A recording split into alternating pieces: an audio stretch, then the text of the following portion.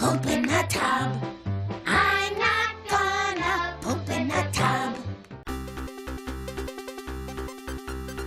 In a rare circumstance, Sakurai has tweeted a message in English saying that Nintendo is in charge of choosing the post-production characters and stages of Super Smash Bros. Ultimate. But that is not a bad thing by any stretch of the imagination. Here are 4 reasons why you should be happy about the DLC characters being up to Nintendo rather than just Sakurai. Number 1. No creative control from just one man. In this case, Sakurai. Without Sakurai being the one and only person deciding on what the next batch of content is, it's no longer just up to him to decide the characters. That means that we shouldn't expect to see more flavor of the month Fire Emblem characters and characters that he just so happens to be a big fan of. No more playing favorites, no more vanity projects, no more promotional character or characters put in the game because he's friendly with another producer in the industry. It can be an even playing field. Number 2. The characters that are considered will not be limited to just one man.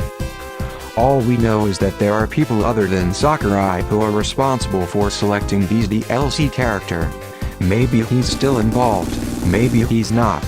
All we know is that at least there could be somebody that could tell him no if he considers a character that might be too niche or too flavor of the month worthy. We're not sure how many people have been involved in this process. It could be just a small team at Nintendo of Japan's headquarters, it could be one representative from each Nintendo location, or it can be a whole committee who would vote for characters themselves. As long as there are multiple people that can talk about which character would be the best choices, and not just one man who makes all the decisions with no filter, I'm sure that these character chosen will be decisions that will make the game even more of a success than it already could be. Number 3. The pool of possible characters could get wider. With more people in charge of this makeshift committee, that means that more characters could be considered than what we would expect.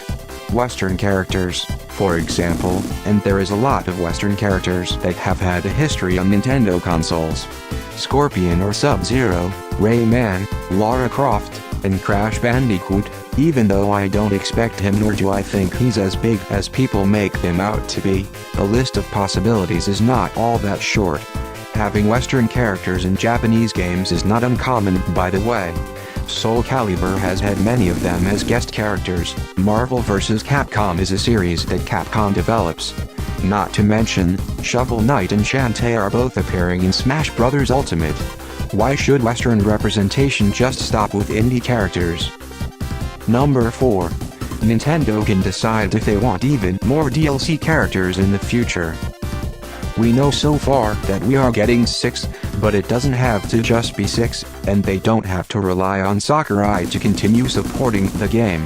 If they see Super Smash Bros. Ultimate as a game as a service, they can decide to make a Season Pass 2 if it means more money from customers.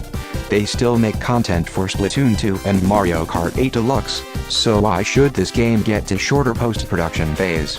I would like to see a true sequel to Smash Bros. Ultimate with the next console, but we still don't know when that would be. A few more things that I would like to point out is that Hihachi doesn't seem to be a guarantee anymore. Yes, Namco is working with Nintendo on this game, but if we're going by what the team at Nintendo prefers, Hihachi is just not that high on the priority list. Another character not high on the priority list is Geno. I just do not imagine Nintendo or Square Enix looking at Geno and going, we can make lots of money with him. From a business standpoint, there are no Geno games that consumers can buy that would make the decision worth it to Square Enix.